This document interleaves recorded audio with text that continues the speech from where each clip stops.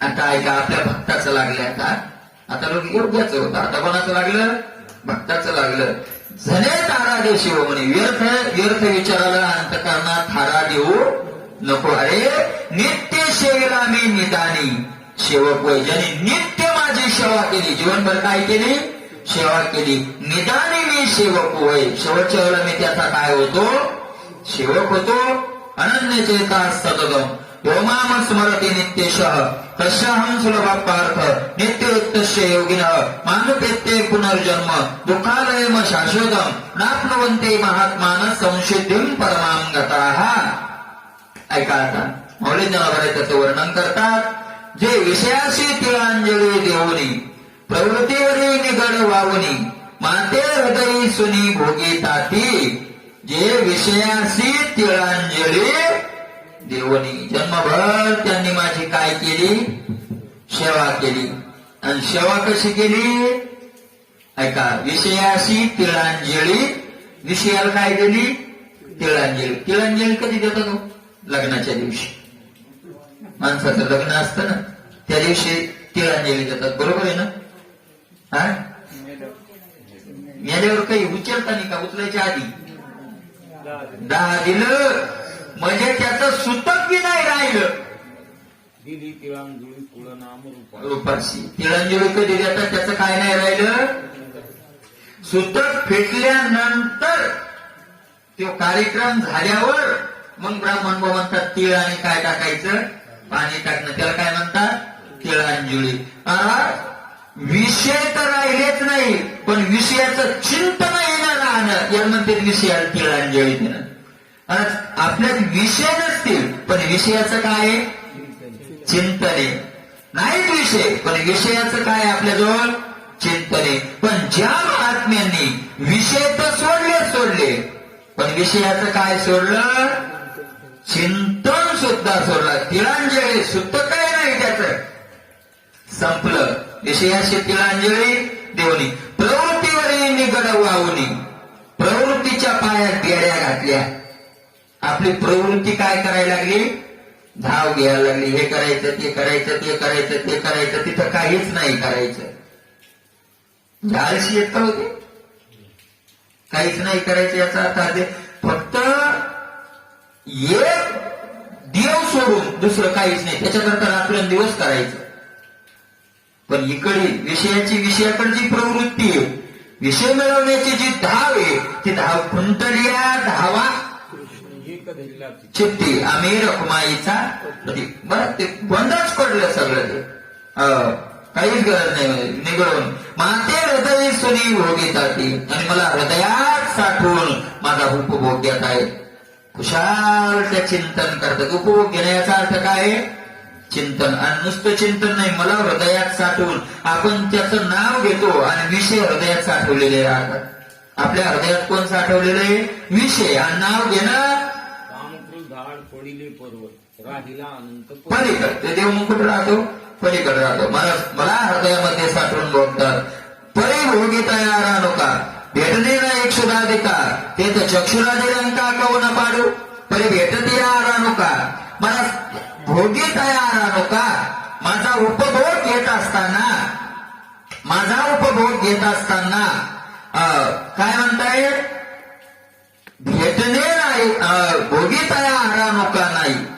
भोगत असताना त्या भोगामुळं त्यांचं समाधान कधीच होत नाही. खादलेची खावे वाटे, भेटले भेटे आवडी. खाल्लेलं पुन्हा काय होतं? पुन्हा तृप्ती भुकेली.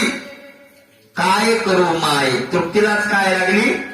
भूक लागली. पुन्हा किती भोगलं तरी पुन्हा काय वाटतं? तो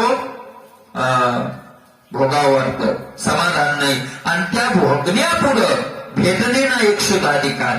तिथे भूकंतानाचं काय आहे? मग भेटच नाही, ध्यानच नाही. कृष्णाची सुखे भूक नाही ताण, सदा समाधान सकळाचे. बरं का? कृष्णाचं सुख आहे, त्याच्यात भूकचं ध्यान नाही आणि त्याच्यात तानाचं ध्यान नाही. माऊली ज्ञानोबा म्हणतात, जिथं भूकचं त्यानाचं ध्यान नाही, तिथं चक्षुराधी रंका कवन पाडू.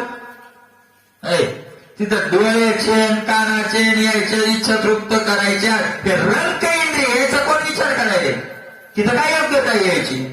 परंतु सगळ्यात माणसाला त्रस्त करणारी भूकंता आणि त्याच ध्यान नाही. मग बाकीच्या इंद्रियाचं काय आहे तिथं? बाकीच्याचा तर विषयच नाही. ऐसे निरंतर एकवटले जे अंतकरणे मदशील गटले मीची होणी आटले उपासिती. ऐसे निरंतर एकवटले, ऐसे एकवटले म्हणजे एकाग्र झाले. आणि किती टायमापुरते? 2 तासापुरते नाही, निरंतर रात्रंदिवस त्या भगवंताशी जे काय झालेले येतं, एक रूप चिकटलेले येतं, ते सोडून दुसरं काहीच नाही. जे अंतकरणी मदशील गटले, करणापासून मला चिकटले. म्हणजे अंतकरणात कोणाचं चिंतन आहे? देवाचं. मीच होणे आटले उपासिती, माझी उपासना करतात पण कसे? मीच होऊन व्यापलेले. म्हणजे अगोदर माझ्या स्वरूपाला जाणलं, मी झाले व्यापले. व्यापले याचा अर्थ सगळीकडे ब्रह्म आहे असा ज्यांचा निश्चय झाला आणि पुन्हा काय करायला लागले? त्याचं भजन करायला लागले. मग याला म्हणतात मुक्तीवरील भक्ती जाण अखंड मुखी नारायण. तया ते हावसा नरे पावे तेही माते स्मरावे मग म्या जरी पावावे तरी उपस्थिती काय? ऐका. आणि असं ज्यांनी भजन केलं, कसं भजन? कसं भजन केलं? जसे आपण ज्ञानेश्वरी ऐकायला होतस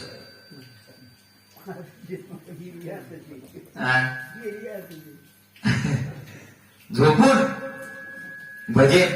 पण भजन किती टाइम करतो आपण याला किंमत नाही. कसं करतो याला काय किंमत आहे? किती टाइम करतो याला किंमत नाही. ते करत असताना कसं करतो? नाही तर तुकोबाराय म्हणतात भजन करूनही नरकाला जावं लागतं. भजन करून कुठे जावं लागतं? भजन ते नरका जाणे सुखेना. कोणतं भजन मंगळवाणी हे? काय त्याच्या पुढं?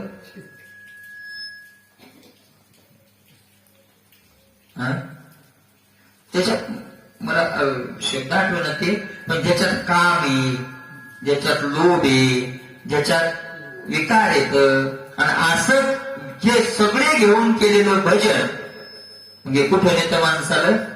नरकाला नेतं. म्हणजे भजन बरं भजन नेतं. म्हणून असं भजन ज्यांनी केलं, कसं? विषयाशी तिळांजली विषय प्रवृत्तीवर निगडवणे माते हृदय सुने भोगिताती. भोगिता यारानो का भेटणे नाही क्षुधाधिका ते तर चक्षुराधिरंका कवन पाडू. आपण तर एक आपण झालं म्हणजे झालं का नाही साहेब? नाही झालं मग नाही का आपण असं आहे अवतारशी असं. आणि असे भक्त ज्या वेळेला त्यांचा देह अवसान येत आहे का? आता योग्याचं आपण ऐकलं, योगी मग आपल्याला जर देह सोडायचा असेल तर उत्तरा भेमुख बैसनी. ते सगळं डोक्या पुढे आणा, तर सगळी व्याख्या डोक्या पुढे आणा. ओंकाराचं स्मरण ती कुंडलिनी जागृत काय प्राण कसा काय झालं. पण भक्ताला जर भजन केलं जीवन भरून त्याचा शेवटचा काळ आलाय. त्याचं कसं? माऊली ज्ञानोबाई भगवंत सांगतायत अर्जुना देहावसन न भावे ते तिही माते स्मरावे मग म्या जरी पावावे तरी उपस्थिती काय अशी. म्हणजे त्यानं जीवनभर भजन केलेले त्याचा शेवटचा काळ जवळ आला, बरोबर. आणि त्यानं आठवण करावी आणि त्यानं आठवण केल्यावर मग मी धावून जावं. मग ती भक्तीच काय कामाची? काय कामाची ती भक्ती? मग ती त्यानं आठवण करावी, त्याच्या निरोपाची वाट पाहावी, त्याचं आमंत्रण आल्यावर मी जावं. ती भक्ती काय कामाची? अरे नाही. मग ती भक्ती कामाची नाही. भगवंत सांगताय रंकुळे काढलेपणे काकुळ ते धावगा धाव म्हणे तरी दयाचे गळाने धावणे काही न घडे. मग रंक दिन झालेला एखादा संकटात सापडला आणि संकटात सापडल्यावर त्याला कोणाची आठवण आली? माझी आठवण आली. आणि आणखी शेवटच्या वेळेला अगदी धाव द्यावा धाव मानला. मला त्या भक्ती नाही केली, त्यानं जीवनभर नाव नाही घेतलं. गजेंद्रानं किती किती देवाचं नामस्मरण केलं होतं, कोणत्या वाऱ्या केल्या होत्या, कुठे तपश्चर्या केली होती, कोणते पारायण केले, किती कीर्तन शेवटीनं केले. काय केलं गजेंद्रानं? काहीच नाही केलं महाराज. झटला स्वतः नकरा बरोबर आणि लक्षात आलं शेवट घरदारचे सगळे काय केले, सोडून गेले. आणि शेवटी लक्षात आलं की आता कोणी वाचवत नाही. म्हणून एक सोंडेनं फुल तोडलं, आकाशात भिरकावलं. कोण देव हे माहिती नाही, माहित नाही तो कोण आहे. फक्त एक जरी कोणी असेल ब्रह्मांड चालक, जो या ब्रह्मांडाचा चालक आहे ना, त्यानं माझ्याकरता काय करावं, धावून यावं. भगवंत म्हणतात काय त्याच्याकरता धावणं धरलं नाही मला, काय नाही गाडी प्रश्न विचारला काय जात नाही का मी? याचा अर्थ मी जातो. कसा जातो? हा काय लक्ष्मी ती कहे गजेंद्र, कणवाळू कृपाळू भक्ताला गी मोये, गजेंद्राचा धावा तुवा केला विठाई, पांडुरंगे ओ पांडुरंगे, जीवाचे जीव लगे ओ पांडुरंगे. काय जीव नाही भगवंत म्हणतात काय, मी धावत नाही का? आणि भक्ताही त्याची दशा, तरी भक्तीचा सोस काय असा ऐका. आज निमंत्रण दिलं, मला आवाज दिला, तर हा भक्ता करताय मी काय करतो, धावून जातो. आणि मग भक्ताच्या जर निमंत्रणाची वाट पाहत असेल तर भक्तीचे कष्ट कशाला करायचे? मग भक्तीचा सोस काय असा, कशाला भक्तीचे कष्ट करायचे? अजिबात असं नाही. भगवंत म्हणतात म्हणून हा ध्वनी ऐसा नवा कानावा, म्हणून हा संशयात्मक शब्द वापरायचे नाही. की देव शेवटच्या वेळेला ज्या जीवनभर भजन केले, कारण आठवण केल्यावर देव येतो असं म्हणायचं नाही. न सांगता तरी सर्व त्याला बलवायची काय नाही, गरज नाही. येतोच नाही, कसा येतो काय करतो त्याचं सविस्तर वर्णनच केलंय. फोटो मागणी खूप गोड वर्णन केलंय. ते जे मी तीही जे वेळी मी स्मरावा, त्यावेळी स्मरला की पावावा, तो आभार ही जीवा सहावेची ना. त्यावेळेला पण त्यावेळेला अंतकाळाच्या वेळेला, फक्त माझ्या अंतकाळाच्या वेळेला आता प्राण सोडण्याची वेळ आली, अशा वेळेला त्यावेळेला मी स्मरावा, त्यांनी माझं काय करावं, स्मरण करावं. आणि त्यांनी स्मरण केल्यावर मी तिथं जावं, त्यावेळी त्यानंतर मी तिथं जावं. तो आभारही जीवा सहावेची ना, इतके उपकार मला सहन होत नाही. नाही नाही नाही, की त्यांना आवाज द्यावा मग मी जावा, हेही मला सहन होत नाही. मग काय करतो भगवंत, ते ऋणवयपण देखोनी अंगी, मी आपुल्याची उत्तीर्णत्वा लागी, भक्ताची आत्मत्यागी परिचर्या करी. ऐका, ते ऋणवयपण देखोनी अंगी. महाराज त्याचं जीवनभर माझ्यावर काय झालेलं असतं, कर्ज. ऋण शब्दाचा अर्थ काय, कर्ज. महाराज कोणाकरता धावून येतो देव, ज्यानं जीवनभर काय केलं, कर्ज कोणाचं होत असतं. सेवा केली मोबदला घेतला, सेवा केली मोबदला घेतला, सेवा केली मोबदला, कर्ज होईल का? काय संबंध राहिला, काय संबंध आहे? काही संबंध नाही त्याचा. एखाद्या माऊलीला आपण 8 दिवस शेतात नेलं, काय खुरपायला म्हणा काय नेलं, आणि दररोजच्या दररोज तिचं काय हाजरी असेल, तिचं काय रोज असेल तो देऊन टाकला. तिच्यावर एखादं संकट आलं, मला 2,000 रुपये द्या, कशाला, मला काम आहे नाही, म्हणलं माझ्याजवळ पैसे नाही. कसं काय, 8 दिवस तुमच्या वावरात काम केलं, काय म्हणे तो, काय म्हणे 8 दिवस केलं का, फुकट केलंय का? आज ज्या वेळेला काम केलं त्यावेळेला तुझे पैसे मी काय केले, देऊन टाकले. देणार नाही असं नाही, पण कोणाला ज्यांना निस्वार्थ काय केले, कीर्तन केलं पैसे घेतले, भजन म्हणलं पैसे घेतले, झाडून काढलं पैसे घेतले, देवाला पाणी घातलं पैसे घेतले, आणि मग आम्ही किती देवाचं केलं, देव म्हणतो अजिबात नाही केलं. त्यावेळेला काय देऊन टाकलाय, मोबाईल झालेला. मग काय संबंध राहिलाय, तुझं पगार तुला भेटला ना, उलट मग असा लांबून पाहतो एमआय म्हणतो, हा नाही करायची.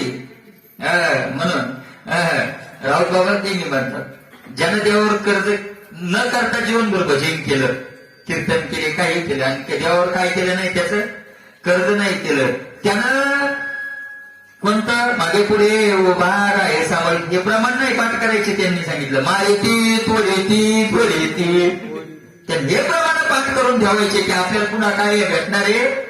मारेती तोडेती मला कर्ज ज्यानं देवावर केले. मला एक उदाहरण चांगलं ऐकायला भेटलं. कर्मपाल आणि धर्मपाल नावाचे दोन भाऊ होते म्हणे. ऐका, देवाच्या नावाची शक्ती काय आहे, आपल्यावर काय ती शक्ती प्रभाव करत नाही त्याचं कारण कर्मपाल आणि धर्मपाल दोन भाऊ होते. त्यात धर्मपाल धर्मानं चालणारा होता आणि कर्मपाल होता नास्तिक होता. मग धर्मपाल काय करायचा, तो साधू घरी आणायचा, त्याला ते संत घरी आणायचे, सेवा करायची, जीव घालायचं त्याला होत असतो, धार्मिकच होता, आणायचा तो. मला संत घरी आले की कर्मपाल यायचा, काय करू नशा करू, आणि त्याच्यात त्या साधूला काय द्यायचा, गडबाकडा बोलायचा, शिव्या द्यायचा. त्याला सारखी खंत होती की माझ्या भावाचा नाश होईल, याचा उद्धार व्हावा उद्धार व्हावा. एकदा संत आले म्हणे घरी, आणि संत आले तो बाबा आला. आल्यावर त्या संताला इडवाकडं बोलला, माडीवर खोली वर खोली होती दुसऱ्या मधल्यावर. तो शिव्या देत देत दादरेहून कुठं गेला, वर गेला. त्या संतांनी विचारलं की बाबा हे काय, तू हनुमानची पूजा केली हे केली ना, हा बाबा शिव्या देतो. त्यासाठी मला माफ करा, माझा भाऊ आहे, पण काय करावं, त्याच्या उद्धाराची मला तळमळ येतो, तो असाच आहे आणि तो नरकात जाईल, त्याचा काय व्हावा, उद्धार व्हावा. संत म्हणले खरंच तुझ्या अंतकरणातून इच्छा आहे, ते प्रयत्न आम्ही करू. संत होते, मला 2-4 जण गेले माडीवर, तर आतून घर लावून घेतलं आणि आत बसला नशे. ते ना आतून बाहेरून असता काय वाजवला दरवाजा, लक्ष देऊ नका, झोपू नका, लक्ष देऊ नका, काय वाजवला, दरवाजा वाजवला. त्याला वाटलं माझा भाऊ आला असेल, भाऊ नेहमी म्हणायचा संत आले पाया पड पाया पड. ते काती येऊन व्हायचं पण दरवाजा उघडत संत पाहिलं होतं, त्याचं डोकं पुन्हा भडकलं. संतांनी विचार केला काय गोड बोलून गिराईक हातात येणार आहे, नाही. संतांनी त्याला पाड खाली संत बसला, छाती हात पाय धरले 2-3 जणांनी दाबून मन राम त्याला टप्पू देतो, काय म्हण, आता शिव्या द्या किती दे, फक्त काय म्हण राम म्हणून हल्लो मारो. स्वतः ते मागून वाईट टाकलं, त्याला वाटलं बाबा जाऊ दे तिकडे, राम म्हणण्यात जर फिटत असेल तर मरू द्या. म्हणून तो मला याचा काय 2दा म्हणतो राम राम. संत म्हणले सोडा झालं तू कल्याण, फक्त एक काम कर, म्हणजे काय, हे 2दा राम राम म्हणला ना, हे विकू नको. हे राम राम काय कर, विकू नको. हे विकलं की तुझं कल्याण होणार, त्याचे ते द्या मिळते. पुढं गेल्यावर कुठं जाणार ते असं माणूस, स्वर्गात नाही गेलं. गेल्यावर ते काय धर्माच्या पुढं फाईल त्याची, काय याचं पुण्य काय पाप काय, म्हणजे सगळं जीवन पापाचं आहे. फक्त 2दा राम म्हणल्याचं याच्याजवळ काय पुण्य. त्या यमाने विचारलं 2दा राम म्हणल्याचं थोडस पुण्य आहे, सांग तू त्याचा काय मोबदला घ्यायचा, मग जीव पुन्हा अनंत वर्ष नरक भोगायला तू मोकळा. 2दाच राम म्हणला, सांग त्याचा लाभ काय घ्यायचा, तर मला काय पाहिजे तुला सांग त्याचं. त्याच्या डोक्यात आलं सर ते संत म्हणले होते विकू नको.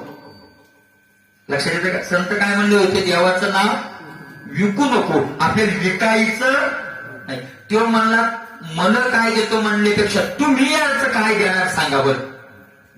मला काय, मी माणूस तर पहिलाच नास्तिक आहे, मला त्याची किंमत माहित नाही, पण तुम्ही याचा काय किंमत देणार, 2 रुपये 5 रुपये 100 रुपये 10 रुपये काय देणार ते तुम्हीच सांगा. यमच चकित झाला तो यमधर्म. त्याने विचार केला की रामनामाची किंमतच किती काढा, देवाच्या नावाची किंमत किती काढा, त्याचं डोकं चालवणं, त्याला आपलं चालणं इंद्राला वाढवा. इंद्राला बोललं सांगते असं गिरायकाले जीवनभर पापी येत 2दा राम म्हणलं याची किंमत त्याला द्यायची किती द्यावं. इंद्र म्हणलं आपल्या बापाच्या नाही, आपण काय देवाच्या नावाची किंमत सांगा. मग म्हणले ब्रह्मदेवाकडे चला, ब्रह्मदेवाला विचारू. चला म्हणले घ्या त्याची बातमी आली. ते म्हणलं तसं नाही येणार, पठ्या पायी नसते, त्याला ओळख ना आपली पावर आता काय झाली, तसा येत नाही म्हणजे पठ्या पालखी करा. मला पालखीला इंद्र यम आणि पालखी कुठं ब्रह्मदेवाजवळ. ब्रह्मदेवाने जीवात्म्याला घेऊन काय येणारे तुम्ही, ते म्हणले बहुत 2दा राम म्हणलाय त्याची किंमत द्यायची, पण किती द्यावा आमचं डोकं चालून तुम्ही सांगा. ब्रह्मदेव म्हणले आपल्याला नाही कळलं, चला भगवान शंकराकडे. पुन्हा ब्रह्मदेव पुन्हा त्या पालखीत घेऊन कुठं भगवान शंकराकडे. तुम्ही रात्रंदिवस राम राम म्हणता, सांगा याची किंमत काय, सांगा किंमत काय. ते म्हणले भगवान शंकर म्हणजे मी नाव तर घेतो काय, पण किंमत अजून कळाली. देवाच्या नावाची किंमत काढावं तर कशी काढा, पण ज्याचं नाव आहे त्याला आपण त्याची किंमत विचारू. ब्रह्म इंद्र आणि बरोबरी शिव चालिले ती सर्व शिरादेशी. भगवान पकड गेले महाराज शेषशाही भगवान विष्णू. ते म्हणले काय हो सगळं गट चाललाय आज, काय भानगडे, काय बिघडले, काय सृष्टी, काहीच नाही म्हणे. द्वंद्वा राम म्हणलाय पापी आहे, या राम नामाची किंमत सांगा. या ध्येय चिन्ह करून पुन्हा मग काय भोगायला मोकळा, नरक भोगायला मोकळा. महाराज ते म्हणले एक काम करा, त्याला पालखीतून काढा, माझ्या मांडीवर बसवा आधी. कोण म्हणलं? भगवान विष्णू. बसवा म्हणले. बसवलं मांडीवर. आणि सांगा देवा किंमत. आता देव म्हणल्याकडे किंमत तर मी नाही सांगू शकत, तुझ्या नामाचा महिमा तुझं न कळे. देव म्हणल्याकडे किंमत मी नाही सांगत, पण महत्व सांगतो. काय? जीवनभर पापी पाप करून ब्रह्मदेव, इंद्र आणि भगवान शंकरांनी माझ्या बरोबर आणून माझ्या मांडीवर बसवलं. हा नामाचा महिमा. किंमत सांगता येणार नाही. महाराज काय तिथं त्याला एवढा पापी. आता त्या बाबाचं तोंड पाहिजे, कोटी ब्रह्मा त्या मुख पाहता जाती. काय राहिलं तिथं मग? आता काय राहिलं तिथं? ऐका. आणि मग त्याला विचारलं इंद्रादिक देवानी, अरे जन्मभर लोक भजन करायला जमून तू 2 नावात कस काय जमलं? ते मला नाही एकच केलं, फक्त ते 2 नावं विकले.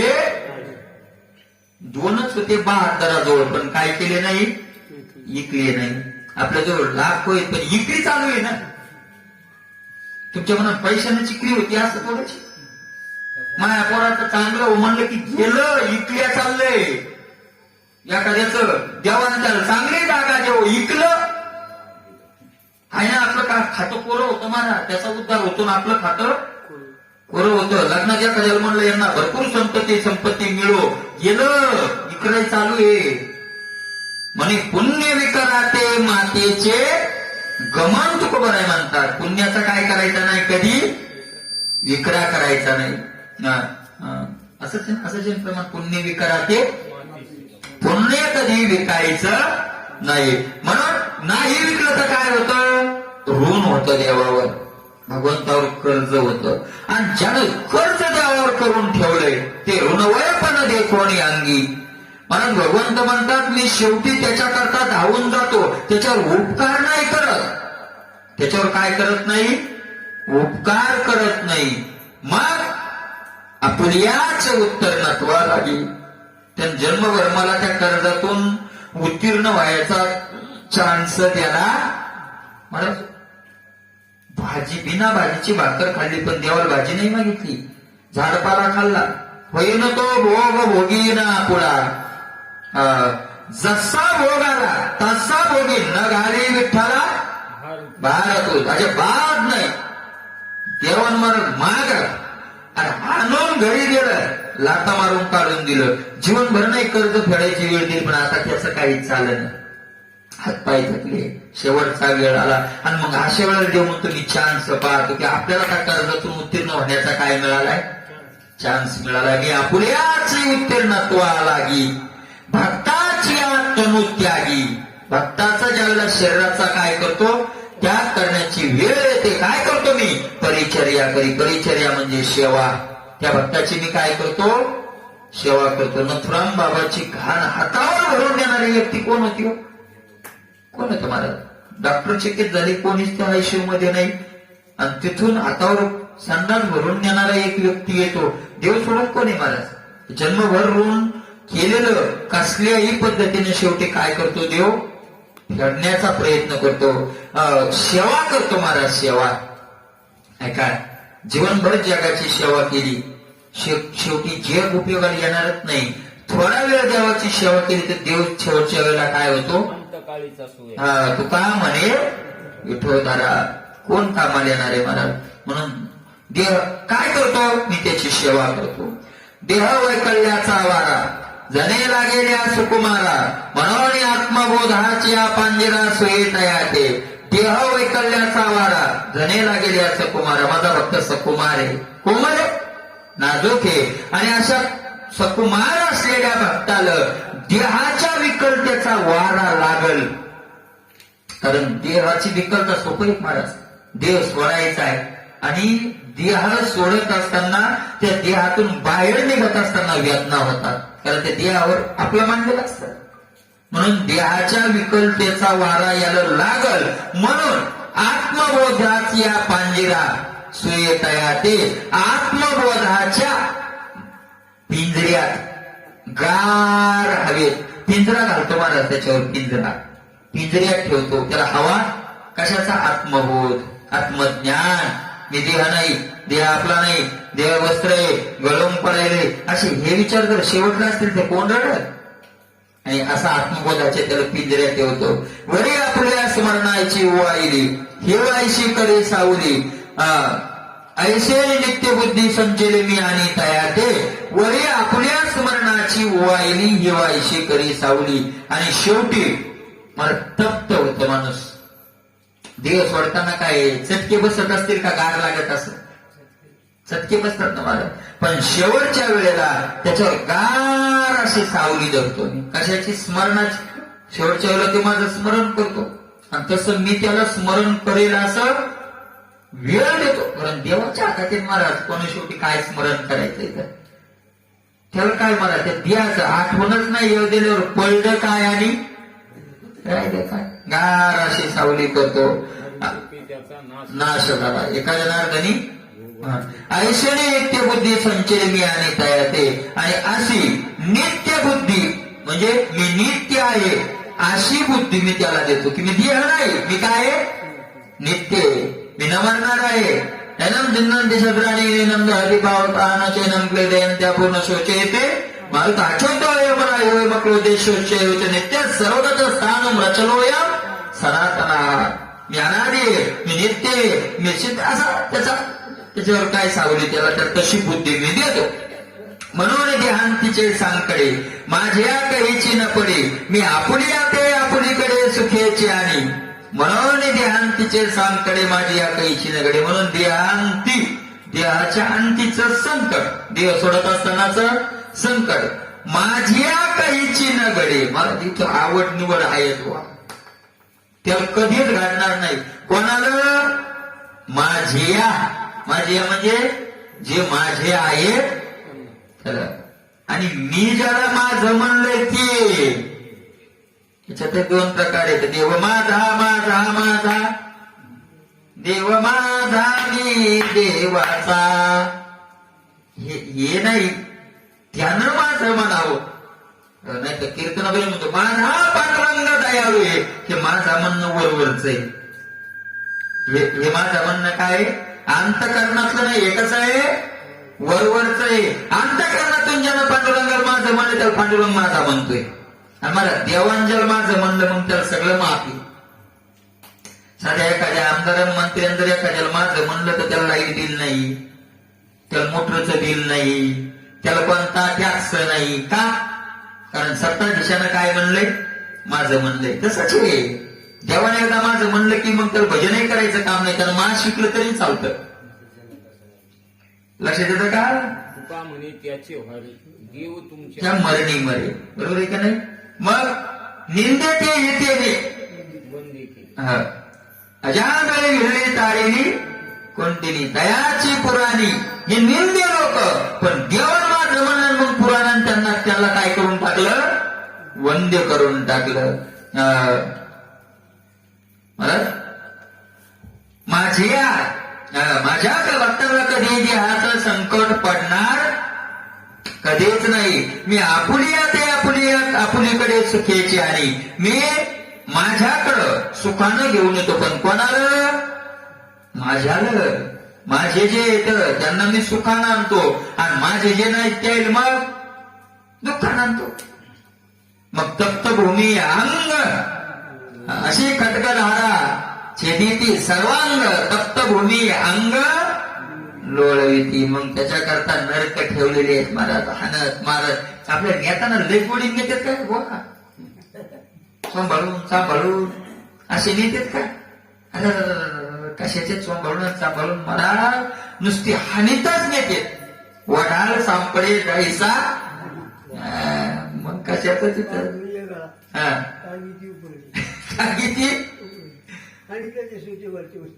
वर टाकतात वरही सटके टाकतात खालून. बरं ते शरीराशी आहेत महाराज, मरत नाही ते, फक्त भोगायचेच दीड शरीर येते. त्रास तर होतो, कापलं की कापण्याचा त्रास तर होतो, आणि कापणं झालं की पुन्हा मिळून येतं ते.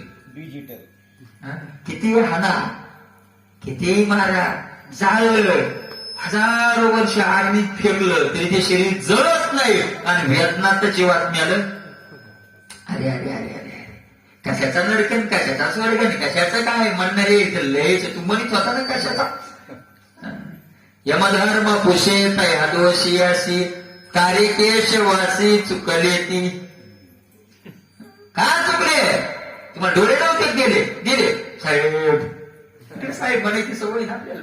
इकडे साहेब दादा डोळे गेले, पण टीव्ही पाहिजे, टीव्ही पाहिजे, टीव्ही पाहिजे का? हो म्हणजे टीव्हीच पाहिजे. असं गरम साळ्या केले भागवतात वरून बरं, गरम साळ्या करते त्यांना असं डोळ्यात घालते. लिक्विड लागते कार वाढे बसलाय. अरे त्या सळ्या बाहेर काढल्या की ते छिद्र पडतात, रक्त बाहेर येतं, आणि त्याच्यात अशी मिरची भरतात, त्यात मीठ भरतात. लेगोड वाटत असं काही नाही. आला शीतळ शांतीचा वारा. अरे परत श्रीगमन करावं वाटतं का? खांब असतो असा लाल असा तळ, ते लोक कवटाळायला लावतात. काय कवटाळ भीती आहे प्रमाण. अग्निस्तंभ बाहेर, आणि असं पक्क पलिकून दोघं जण धरतात, असं वाढतात, हाताशी असे दोरी करतो, पक्क दाबतात, आणि ते तातून शेपडी लागलेली ती लोखंडाचा लाल. मला ते तुम्ही ते लोखंडाच्या सळ्या बनताना पाहिल्या का? सदाशिव तुम्ही पाहिजे लोखंडाचे गज कसे बनते, टपर टुपर टापर टुपर आहे ना. हो मी पाहिलं असं डोळ्याने.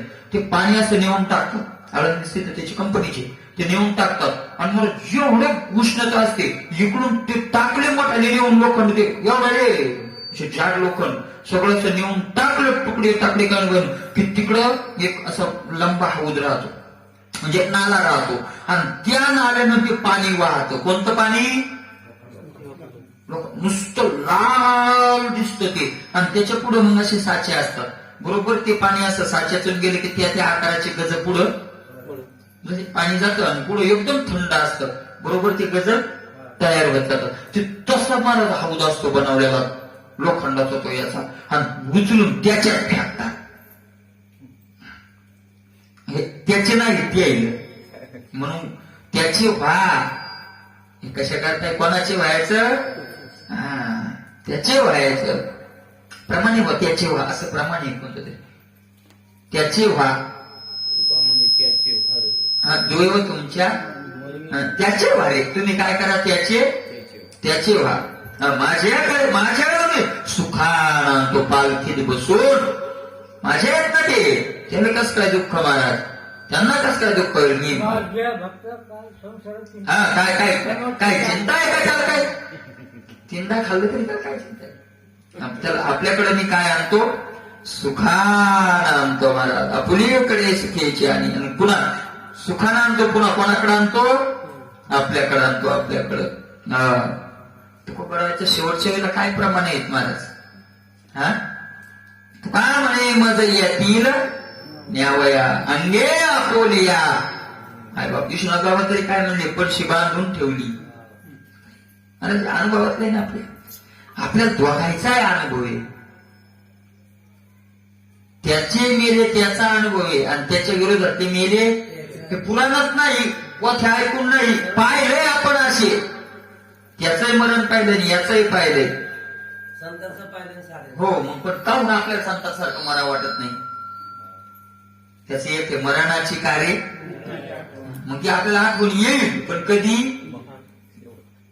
सटके बसायले काही येणार तो वृत्त नाही येत. अंतकाळी काय झालं? रट्टे बसायल्यावर अंतकाळी येत नाही. पोरगी आणा म्हणतोय, पोरगी आणा म्हणतोय, पोरगी आणा म्हणते. मला जेल जमात घरातून रानात नेऊन टाकले. रानात कुठे नेऊन टाकलं? रानात. ते पण म्हणतोय का तुम्हाला वाटतं का? तेल वाटतंय खेळ होतोय, पण तेल जाऊन सांगू द्या कोणा रानात टाकलेलं लोक. हो तुमच्या वावरातल्या फाडी नेल्या त्याने उचलून. मग विचार नाही करणार आपल्याला काय करायचं? आपल्या रानात आणून टाकलं. कशाचं आपल्याकडे सुखायचे. आणि काय करतो मग? वरचील देहाची कौसने फेडून आहाच अहंकाराचे रोड घालून शुद्ध वासने निवडून आपण वेगळे वरचील देहाची कौसने फेडून वरची देहाची कौसनी आहे आणि कौसने काढून टाकतो. हे कशात ठेवायची? आहाच अहंकाराचे रथ झाडून आहाच म्हणजे मिथ्या नसलेला अहंकाराची धूळ जी बसलेली होती ती काय करतो? झाडून ती काढून टाकतो सगळं शुद्ध आणि शुद्ध वासना निवडून आपण शुद्ध वासना त्याला देतो. शुद्ध वासना कोणती आहे? अहम ब्रह्मास्मी. ही शुद्ध वासना देतो आणि त्याला निवडून आपणा मिळवी सगळ्यातून बाजू काढून मला मिळून घेतो. आणि भक्ता तरी देई विशेष एकवंकेचा ठाव नाही म्हणावून या व्यवहार करता काही वियोग ऐसा न वाटे. आणि खरं जर पाहिलं ना ते मला करायची गरजच नाही. भगवंत म्हणतात का भक्ता तरी देई विशेष एकवंकेचा ठाव नाही. खरं जर पाहिलं ना तर भक्ताला जिवंतपणेच या देहाशी एकवंकीचा ठाव नाही. म्हणजे देहा जिवंत असताना देहाचं तादात्म्य राहिलेलं नसतं. भक्ता येशे जाणार गाठी लागला कदेवरा पाठी. भक्ता येशे जाणार जे अगोदरच माऊली ज्ञानोबा म्हणतात भक्त देहाल कसं समजतात? जायाचे जैसे लेणे अंगावरी आहाच वाणे तैसे देह धरणे उदासीनाचे. एक माऊली लग्नाला जायचं घरी म्हणून शेजारी बाईचे एकदाने गहू म्हणी कोणत्या 2-3 पोथ्या घालून नेल्या.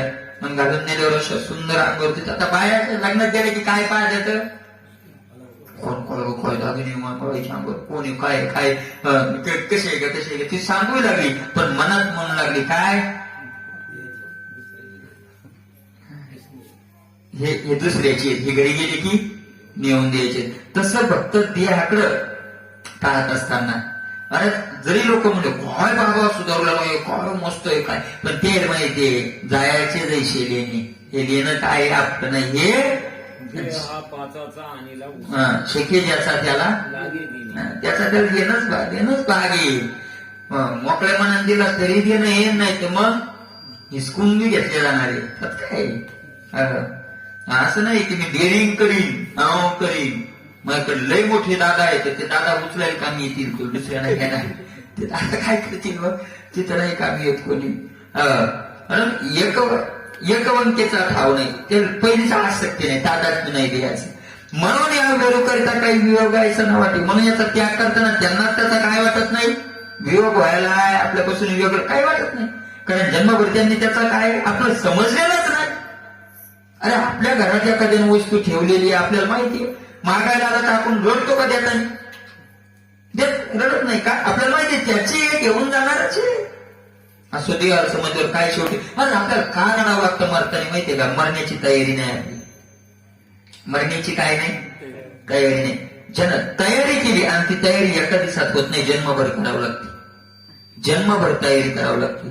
दररोज मरत 2दा-3दा तरी मनात यायलाच पाहिजे की आपल्याला मरायचंय देह आपला नाही. आणि हीच तयारी साधन करायचं म्हणजे का पळायचं का डांबरानं हेच साधन आहे.